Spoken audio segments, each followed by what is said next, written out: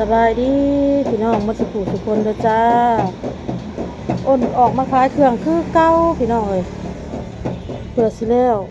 ขนาดเตรียมไว้แต่กลางคืนนะพี่น้องเอ้ยคันว่าบ่เตรียมไว้กลางคืนนี่จะรับคือเว้าล่ะ4 โมงเลยออกมาขายพี่น้องเอ้ยกำลังปิ้งเด้อพี่น้องเด้อห่านถ้าออโต้ก็ได้เอาทองพี่น้อง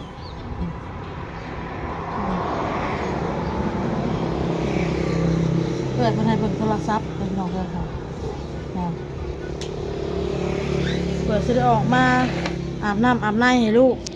จนว่าขี่แล้วตัวเหี้ยแล้วลูกก็ได้โง่สิออกมาก็ได้พี่น้องเอ้ยกำลังย่างอยู่พี่น้องกำลังย่าง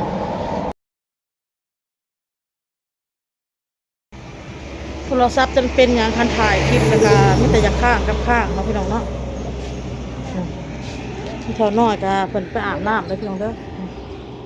น้องท้องสบายดีจ้าปลาลุงกำลังย่างกำลังปิ้งพี่น้องเลยน้อยแล้วก็คล้ายไข่ลูกคล้ายมันปิ้งพี่น้องมันต้นแล้วก็มันแกะมันน่ะแก้วสลีคล้ายน้ำอ้นก็คล้ายฮอทดอกลูกชิ้นแล้วก็จำหัวใจคือเก้าพี่น้องเลยนี่พี่น้องจำหัวใจอ้นเห็ดใหญ่ขึ้นเลยพี่น้องเด้อเพราะว่าเห็ดตอนน้อยแล้วมันข้าวปิ้งแล้วมันจ่อยมันแห้งแบบนี้นะแล้วเห็ดตอนใหญ่ขึ้นแล้วก็สิปรับราคาขึ้น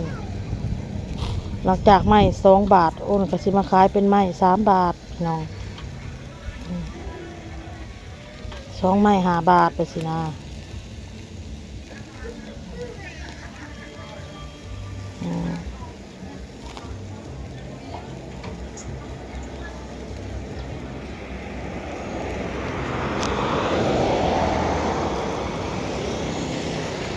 ปิ้งสำไรสำหนึ่งกะว่าซุกนะเอาออกพี่น้องเพื่อเพิ่นมาซื้อมายังค่ะอุ่นในเพิ่นอีก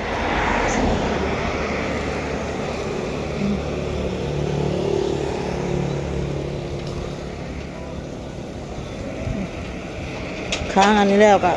เอาใส่กรอกกับลูกชิ้นมาค้างอีกมาย่างอีกมาเด้อมาอุดหนุนเด้อผู้ใดกายมากายกันอุดหนุนน้ำให้ลูกมันปอกมันปิ้ง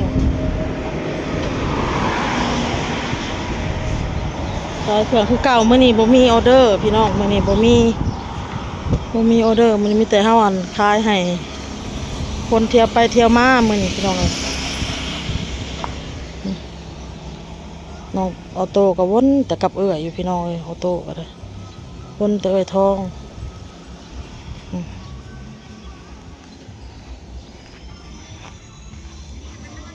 เพิ่นปิ้งมักซาลีโอ้มันปิ้งมักซาลีปิ้งมันเพิ่นพี่น้องปิ้งไผ่อ่อนๆได้ปิ้งประเภทนี้เห็ดไผ่แห้งบ่ได้พี่น้อง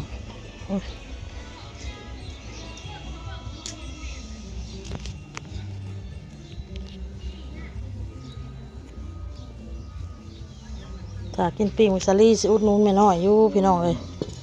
อุดหนุนกันไข่ลูกพร้อม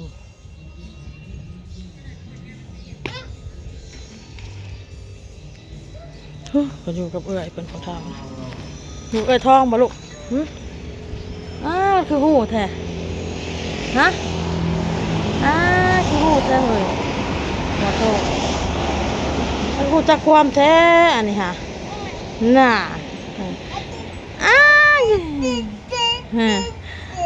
ห่าน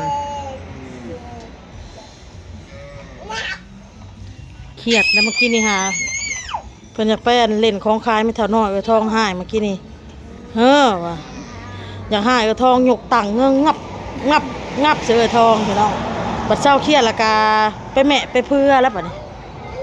เท่าคิดดูเห็นไหมตู้จ้าฮะเดตู้จ้าตู้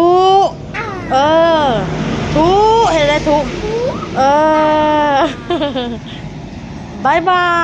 ยตู้ยูแม่ อ่ะไก่แมวมานอนนอนนอนบอลไอ้อืมเป็นอะไรบรรยากาศพี่น้องคือเป็นอันเงียบๆแต่ภายใหม่บ่เนี่ยฮะนี่เอาสำนี่แหละพี่น้องแบบว่าเอาสำได้สำหนึ่งเอาออกมาเอาสิเก็บออกมาเลยพี่น้องเลย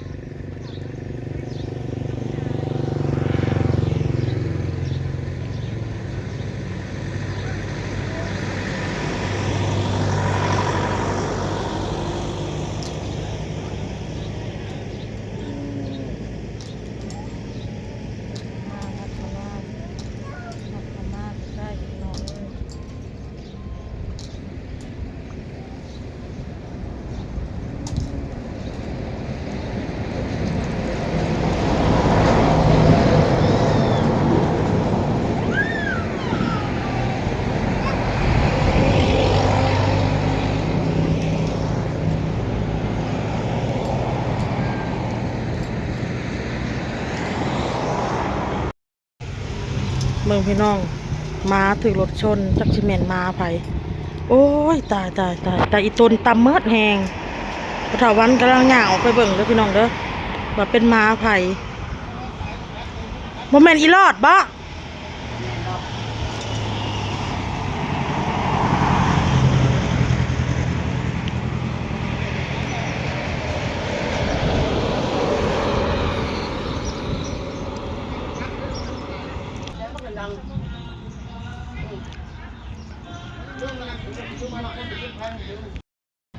โตก็นอนแล้วพี่น้องโตก็นอนรับแล้วเด็ก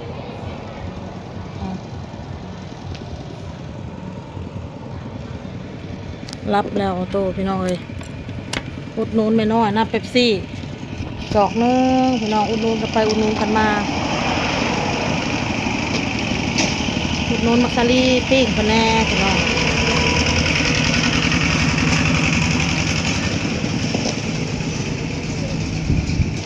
แล้วก็เด็กขายมนพี่น้องมนก็มาซื้อนำมาอุดหนุนลูกชิ้นแล้วก็จามหัวใจ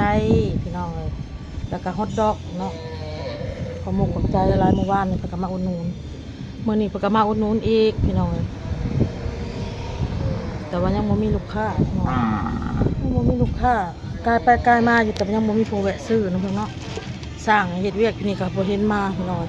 2 มื้อเมื่อวานก็บ่ได้มามื้อนี้ก็บ่ได้มาไปซาโอนโอ้ยพวกรถไล่นกทองเลยไปหับเอานองบอลหายไปหน่อยงัวตัวนี้มันเผายังวะนี่เผามักซารี่เด่นค่ะวันนี้ไปใส่อยู่นี่ค่ะอันโพดข้างเราเข่าไปในเฮือนแล้วก็เข่าฮอดในเฮือนพี่น้องเอ้ยเข่าไปจกกินเข่าซานในถังงัวนี่โพดดีได้มือเศร้านี่อ้นไปส่งน้องบอลไปแป๊บเดียวพี่น้องเอ้ยท้องนั่นมันสิกินมักซารี่นะมันจ้องตามน่ะเบิ่งไผออกมามักซารี่บ่เห็นแม่น้อยด่าได้แม่น้อยหายได้ไล่ไปใกล้ๆรถค่ะความบ่มีรถก็ในรถมาเป็นไล่ไปรถก็ได้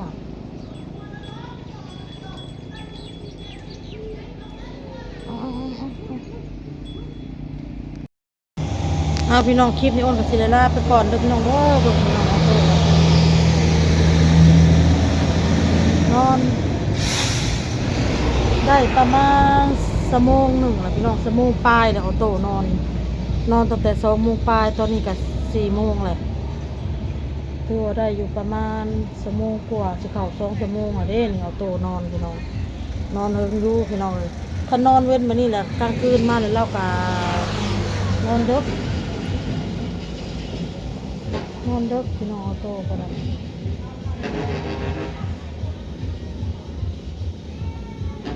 มือนี่จะเป็นอะไรพี่น้องเงียบเมื่อวานนี่เป็นอันแบบขายดีเป็นน้ำมันอ่ามีFCเพิ่นอันอุดหนูนเฮานำหรือว่าจังใดคือว่าเป็นสารวนอยู่เมื่อวานนี่เนาะทองเป็นแบบอันสารวนเป็นแบบวนๆอยู่นะพี่น้องคือว่าแบบคือแบบจนบ่ได้หยุดแล้วนะเฮ็ดตลอดนะเมื่อวานนี่เอาพี่น้องคลิปนี้ก็ลาเลยเด้อพี่น้องเด้อพ่อก็คลิปหน้าเด้อพี่น้องเด้อคลิปนี้ลาก่อนพี่น้องสบายดีพี่น้องบ๊ายบายน้องทองกำลังพี่น้องเล่น TikTok น้องทองก็ได้